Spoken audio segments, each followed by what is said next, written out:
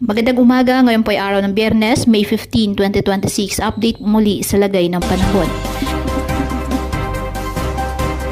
Patuloy pa rin na minomonitor ang isang low pressure area na nasa loob ng ating Philippine Area of Responsibility, ang dati pong bagyong si Kaloy. Huling namataan dyan po sa east of southeastern Luzon. Wala naman po itong direktang epekto sa lagay ng ating panahon.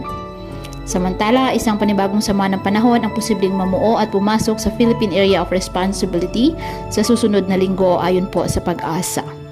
Kaya patuloy lamang po na magantabay ng mga iwang weather updates. Ngayong araw, dulot po ng mga localized thunderstorms ang Metro Manila at nalalabing bahagi ng ating bansa.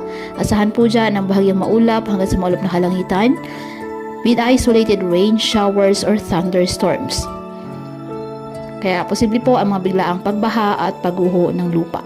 Mag-ingat po and God bless.